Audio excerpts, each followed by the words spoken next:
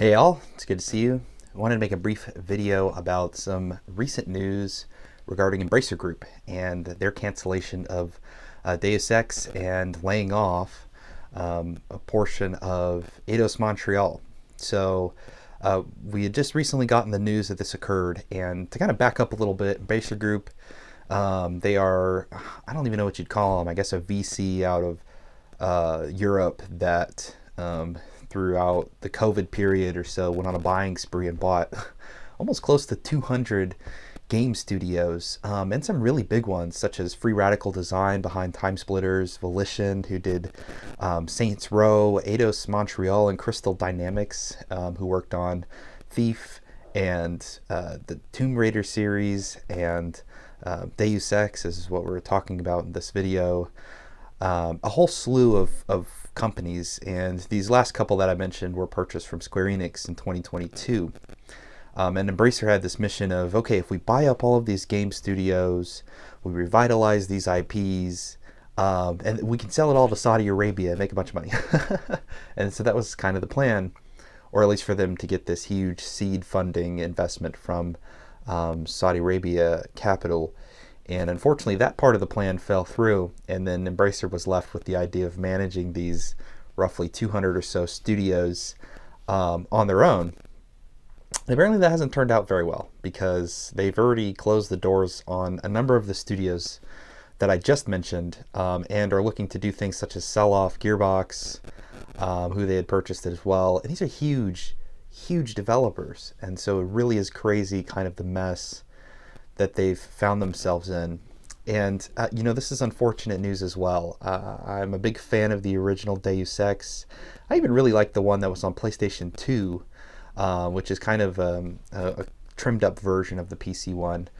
And Human Revolution came out at the right time for me. I enjoyed that game, and it was fantastic. And Mankind Divided was a very solid follow-up to that title. And unfortunate, as I experienced, as many people have communicated online, ended with a cliffhanger that was not particularly satisfying, a really bad kind of spot to leave the series at. But it seems like this might be the nail in the coffin for the Deus Ex series as a whole. I mean, I can't think of another way to put it. And it is so unfortunate that, we see this a lot in the game industry in particular. And I don't understand how it's so pervasive an issue when it comes to video games as opposed to other forms of media, music, movies, writing books and publishing them, etc. But it seems like in the game publishing space in particular, the business people who run them are so obsessed with making every last cent that they can on every last piece of media that they sell. And the only thing I can assume is it's because the games industry is so large, larger than any of those other creative industries that I just mentioned, by just sheer dollar value and the number of folks participating in it. However, for some reason it goes under the radar because I think the average person doesn't consider it as that big of an industry just because of their lack of involvement in it. All said, it attracts these crazy wackadoos who know nothing about the video game industry and have less than zero appreciation for the art of it. And they think, oh, we'll just buy up all these game studios and that's what's going to churn all the money. Hello, sir. The reason people play games is because they're fun and entertaining. They've been developed in an effective way. And the way that you make a lot of money on that is making a fantastic game that's also budget friendly. I think a great title such as Hellblade: Senua's Sacrifice proves that to be the exact example, because that was not a AAA title. And that studio went on to do fantastic things, not only on their books, but also for their audience, and is now working on a sequel that looks truly fantastic. And so I'm so happy for them. And so, again, it's just another embarrassing hit for Embracer Group. It's a painful hit for the consumer that was really excited to see what Embracer would do with all these IPs.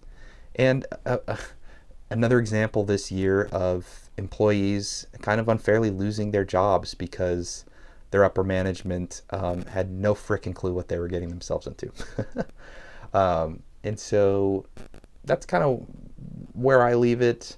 It's a shame because Eidos, they were working on not only this new Deus Ex game, they're working on a new IP, and they were working on a little bit of Fable with Xbox, which was going to be pretty cool.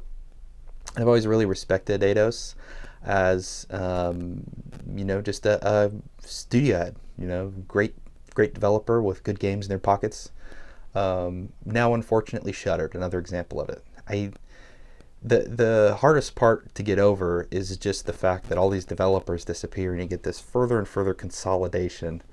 Everyone always talks about, oh, Sony's the only, or Microsoft, they're the only companies capable of holding and publishing these huge AAA titles and experiences under these great IPs.